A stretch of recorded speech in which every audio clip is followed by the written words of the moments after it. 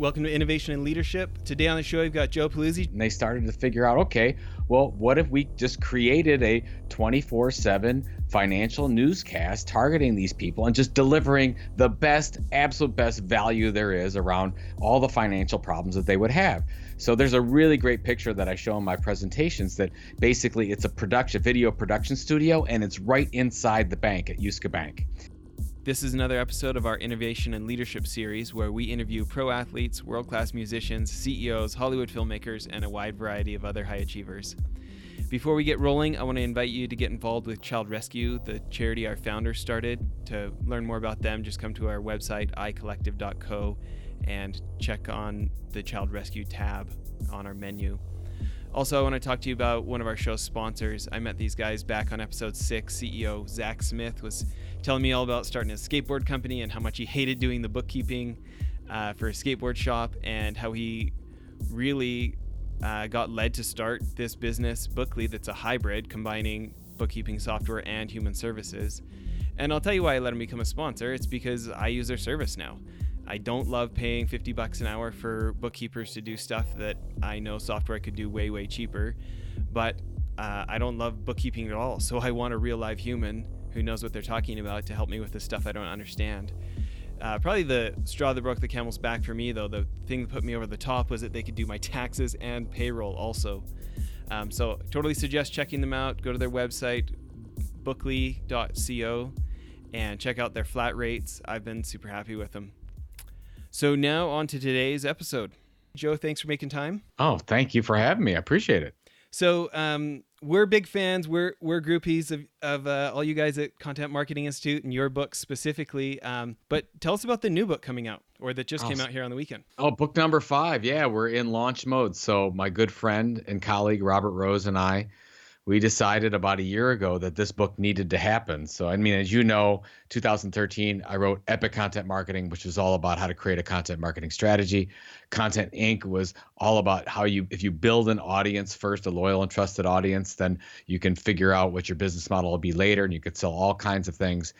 And Killing Marketing is specifically for leaders, executives, chief marketing officers, anyone that has some kind of marketing budget, because we're trying to tell them that everything has changed in marketing and you have no idea. Like, you think you know, but you really don't know that the media business model and the product business model are identical, and you are competing with people that you never thought you would compete with. And if we don't start thinking about really focusing on building loyal audiences and then generating revenue streams that you'd never thought was possible because you do that, you're going to be lost.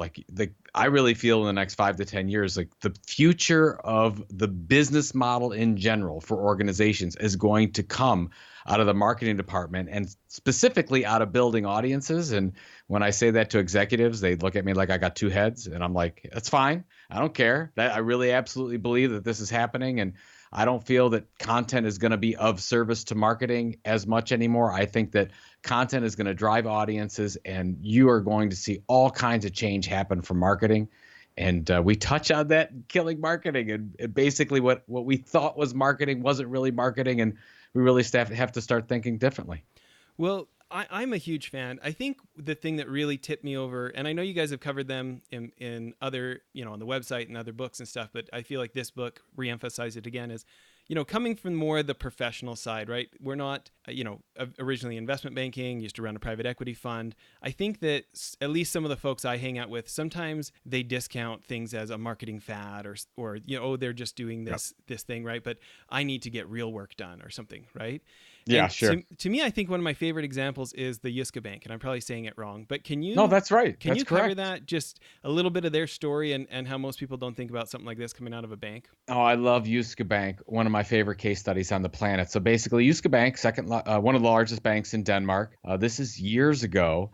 And the executive team got together and they basically said, what are we getting for all this sponsorship? Basically what they were doing, they were sponsoring soccer matches. They were one of the key sponsors. They had their logo branding up everywhere for these soccer matches. And the executives asked the marketing team and said, what are we getting for this spend? And the marketing team said, I don't know. We've just been doing it for so many years. This is what we do. We sponsor this stuff.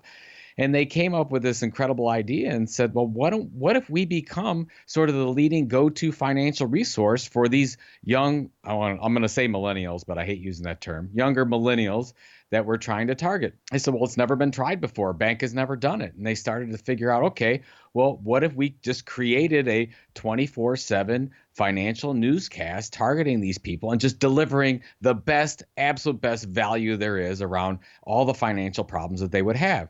So there's a really great picture that I show in my presentations that basically it's a video production studio, and it's right inside the bank at Yuska Bank, which is just amazing to me. And they created a tagline. They actually say, we are the only media company with its own bank. And it took them about, it took a while to get going. They were experimenting. They weren't used to it. And it took them about 24 months to really build this audience. And now it's basically a 24/7 newscast. And they have all these special episodes and insight into the market and all this stuff going on. And they have created possibly the leading financial news channel in Denmark. And so think about that for a second. This is a bank. I mean, banks aren't innovative. They don't do things like this, but Yuska Bank absolutely did it. And now all kinds of things are happening from it because they used to spend millions of dollars on sponsoring these soccer tournaments, and now they're getting people that actually want to sponsor their stuff. So they're driving revenue from their marketing instead of spending out and distracting people with their logo. They have become the media company. So, instead of being a brand around the event, they are called in to cover the event. They say, oh, please, would you come into our event? We'll give you free access. We'll give you a lot of the free signage if you actually cover the event because you have an audience. I mean, just think about that. One of my favorite examples of all time. And if a bank can do it, I think any company can do it. Well, and I feel like, and I'm correct me if you think I'm saying this wrong, but I feel like in killing marketing, you guys almost make the case that there's a difference between the type of marketing that helps position in the customer mind so that you're on the list as they're going into product consideration when they ever think they want what you sell, versus like ROI lead generation activity of what did we make on this pay-per-click. Am I out to lunch on that? Yeah. Or do you feel like there is kind of a separation in these strategies? Well, I mean, we don't dissect it that much. Like, if you really care about your optimizing the click of your AdWords or something like that, fine. I mean, there's a time and a place for all that. I mean, if you go down the campaign, the problem is that the strategies are broken. So we're okay, great. You want social shares, you want downloads. You can optimize an imperfect process and you can get as good at it. But the way that we look at it is it's imperfect. It's not going to get any better. Advertising is not going to necessarily improve. So at some point, you're not going to see any return off of that. So why don't you just go direct? Instead of focusing on, I want my ads to work a little bit better, why don't you actually go direct and build that audience? And if you say, hey, I absolutely want to spend advertising, which, Robert and I aren't against advertising, I would want you to advertise your own content so that you can get them to sign up and opt in for something that you can send them regularly that's of true value so that you don't have to distract them whenever the time is right in your campaign cycle that you actually want to sell something, which I think is the absolute worst way to communicate. So yeah, there's so much talk and there's been so much books about, we've got to optimize the funnel if there even is a funnel, and we want to build awareness, and then when conversion, blah, blah, blah, all that stuff. Frankly, I don't care about any of it because all I'm focused on is, are you focusing on one audience? Do you have a very specific thing to say? And if they start believing that you're the resource for them and they absolutely look to you when they're having any kinds of problems or pain points or challenges, you'll be able to sell them all kinds of things. So right now, most companies have one or two revenue streams. They're like, I want to sell this product or this service. Or if you're a media company, you're like, I want to sell this subscription program or I want to sell this advertising. We're too limited. There's 10 different, as we talk about in the book, there's 10 different ways to generate revenue from a loyal audience. And most companies are only looking at what they have to sell when the possibilities are endless. And most likely in the next 5 to 7 years, you're not going to be selling what you have anyways. You're going to be selling something else. So if we focus on the audience's needs, we can better make that transition. Well, you certainly sold us. I mean, I think for me, I look at, so one of the guests we've had on the show recently he's a copywriter at Whole Foods, right? And his wife used to work at Red Bull. And you think at Red Bull, people are not likely going through the calculation of, well, if we cover this snowboarding event, how many cans does this event sell, right? Yeah. Like that's not the equation that's likely happening in those conversations, right? Well, Red Bull is not measured by the number of cans that they sell. Now, granted, they have measurements that say, okay, well, how much awareness did this, but just like any other company, did this generate enough awareness, all the social shares, and did we get attention, and what was the likelihood of that person to buy more, and sentiment analysis, and all that stuff. That's fine. The traditional marketing metrics people, they're doing that. But the people that run Red Bull Media House, which I would consider one of the lead elite media companies in the world, they're measured on profitability. So just think about that for a second. They're measured on the amount of direct revenue and direct profit that they throw off, because now they don't have to go get budget. They're just creating their own budget. They reinvest that into their own stuff. And their business model is actually the exact same as ESPN or New York Times or Washington Post. There's no different, but they just happen to be perceived differently because they sell Red Bull energy drink. So it's just interesting that we're seeing that, like, if you say, okay, well, of course, the New York Times model is different than Cisco Systems model. And I would say, well, you say, of course, but that's your perception. Like, if you really looked at it on paper, when they're with the content that each of those companies is creating and how they begin to measure it, look at it, monetize it, it's actually the exact same business model. We just happen to perceive it as differently. Well, we certainly at our company, we've been trying, we started out with the contenting version where we started the podcast before we built the consulting firm, right?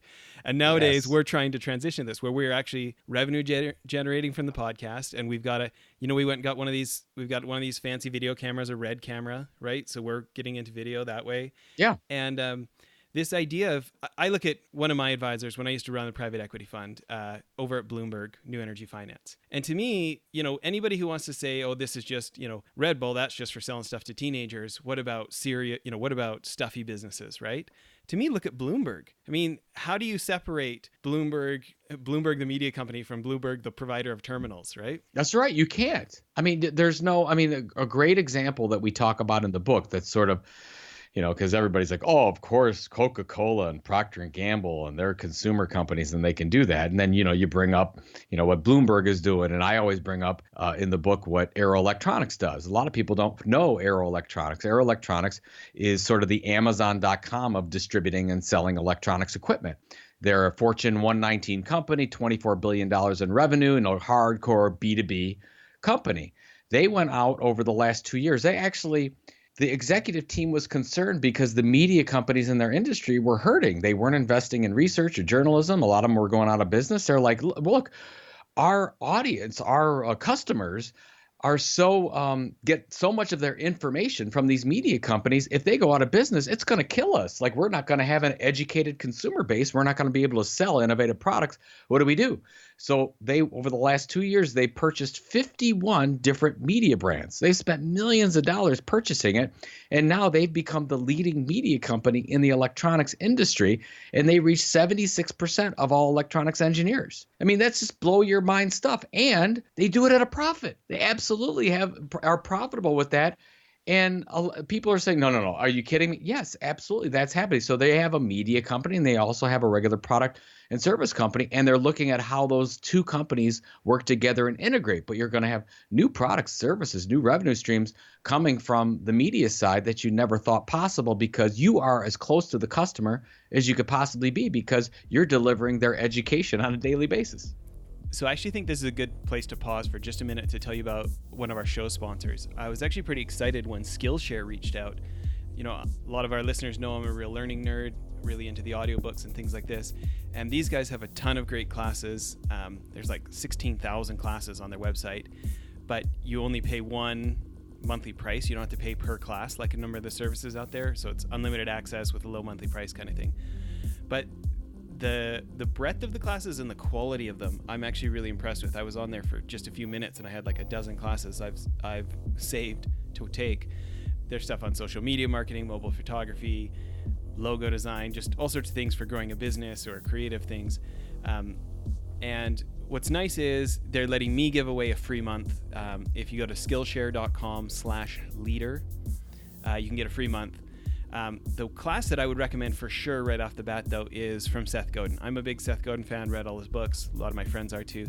But he's got a class on there called the Modern Marketing Workshop that I really could not recommend enough. I actually think it's better than a number of his books because it's super broken down, specific how-tos. Answer this question for yourself, make a plan, write it down. It's not as much general marketing advice. It's like specific. You need to do stuff different if you watch this. Anyways, Skillshare.com/leader. Get a free month. There's tons of stuff on there worth checking out. But my personal recommendation, the Modern Marketing Workshop by Seth Godin, is the one that I think you should at least check out. Anyways, let's get back in the interview. So when you think about this, from a straight ROI standpoint, the cost of advertising to reach a percentage of your market like that, you can probably put a number on what it would cost to buy that much sponsorship, that many ads. Yeah. Versus the idea of investing that in yourself and getting all of that for free. I mean, the ROI is just so infinitely better. Why do you think, besides that it's a new skill set, maybe people are, as humans, we're scared of the unfamiliar, but what do you think is really going through CEOs' minds or these business leaders' minds when, if they can see it that black and white, these people have to pay this many millions to access that percentage of the market, these people get paid to reach that access to the market. How is this not just completely dead obvious? What do you think the hurdles are that are keeping people from doing it? You just asked the eternal question. It keeps me up at night, and I have I have some ideas, and I'll talk to them. But this is the silliest conversation that you and I are having, because when I talk to chief marketing officers at billion-dollar companies, and I tell them, well, instead of going out and interrupting an audience or building it yourself, which is fine. I'm all for that. Have you considered, like any media professional that's ever lived, actually purchasing the property before you go out and build it? Now, if you come from publishing like I do, like I've been in publishing media for 20 years. Before you go out and build a brand, and I've been on about 35 to 40 teams that we've actually built a content brand, the first thing you do as part of the due diligence process is you say, well, who's out there right now? Who has that audience? And maybe we can go out and buy it before we have to spend 3 years and build that audience. That's just what you do in media. And so when I go and I talk to these chief marketing officers from these big billion-dollar companies, and they look at you like you got two heads and like, are you kidding me? Like, I can actually do that? I'm like, yeah, why not? You can absolutely do it. And we're seeing it all day. L'Oreal bought makeup.com. HubSpot went out there and bought an agency media site. It's happening all the time. And then you got the Aero Electronics example. These are not like new things. These have been happening for a while, but for some reason, because I guess they didn't grow up in media, that they think that this is something they can't do or shouldn't do. And really, we talk about this in the book, like why some of this has happened. All these changes have happened. The control has moved specifically to the consumer. They have a 24/7 informational device with them at all times.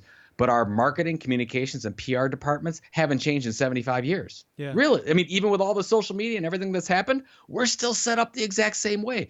The people that were then trained in university around marketing and communications, they were trained that exact same way. Look at most of the textbooks, books that you get in university.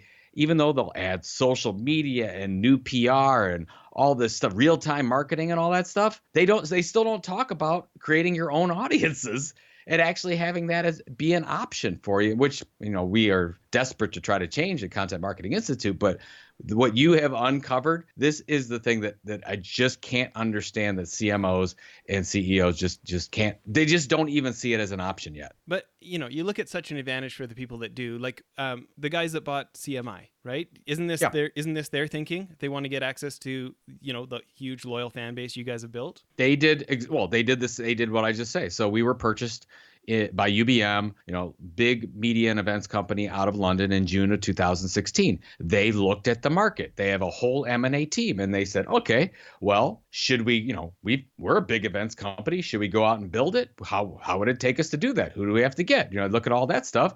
Or do we just go out and buy Content Marketing Institute? They're growing. It fits with our, they go do the due diligence, and, the acquisition happened. So that, that's what a regular company like a Coca-Cola or like a P&G or any of those companies, they do that on a regular basis. If they're trying to buy another toothpaste brand or razor brand, or Coca-Cola is buying a different kind of soft drink brand, they do that due diligence, but you don't do it on the other side. So that's what we're missing. And that's what we need to figure out. Like, how come there's no M&A department in marketing under research and development? Why aren't we at least thinking of that? And I'm just glad for, Victor Gao at Aero Electronics. He's been following us for a while. Thankfully, he gave us a gift wrap case study that said, yes, this is how we did it. You can actually do it. And then we're trying to share that with as many people as we possibly can. Sure. Well, just from a personal interest point, I listen, been listening to your guys' podcast, This Old Marketing, for pretty religiously. And it's fun to hear you guys debate the news because you're bringing this different context to it. I'm looking at, the endorsements for your book, Chief Marketing Officer of Airbnb. I mean, these big companies that you're dealing with, who's somebody else out there that you feel like is doing it right? Oh, if you even some of the endorsements, Kathy Buttonbell at Emerson, she's been trying to do that for a long, long time and having some real success at it. At Content Marketing World, Linda Boff, Chief Marketing Officer at General Electric, they're really trying to make a move in that direction. The challenge is, and they say it in all their speeches, moving the big ship is the toughest thing. Content marketing is all about change management. And that's why smaller companies simply are just more successful. If you have no red tape, you don't have the politics going on, and you say, we're just going to go out and do this. Like if you are an entrepreneur, solopreneur, you're a small startup, you will have infinitely better opportunity to build your own audiences or even go out and buy your own audiences instead of somebody like a Coca-Cola or a Parker Hannifin or a big company like that. Even a stodgy old Lincoln Electric, who is a welding company out over here, Fortune 500 welding company here in Northeast Ohio, based in Northeast Ohio. They created a whole program around ARC. It was called ARC. And what they were trying to do is they are desperate for welders. Like the biggest issue going on in their industry right now is all around, we don't have enough welders. We need to make welding cool. So they created a magazine with cool people on the cover doing welding. They have a video series about all the cool things that you can do around welding, and it's not what you think. I mean, they're trying to build an audience around that because if they don't, they believe that their business is just going to go under. So you can't advertise your way to that kind of change. Like that's the difference, is you have to actually create amazing, relevant, consistent content and build an audience ongoing and get that behavior to change over time because you're delivering something of value. Yeah. Well, I think this is a great part to end for part 1 of the episode. Everybody, please tune in to part 2. We're going to keep asking Joe about his experience seeing it from the inside at all these big companies. Thanks for listening. We're going to cut off part 1 of the interview there in the interest of time. We've had feedback that people would rather have 20 to 30 minute episodes, so we're going to break the interviews in half. Please check back tomorrow for part 2 of the interview. And as always, come to icollective.co for show notes, and to learn more about child rescue, go to the menu and look at our child rescue page and see if that's something that you'd like to get involved with. Thanks for listening.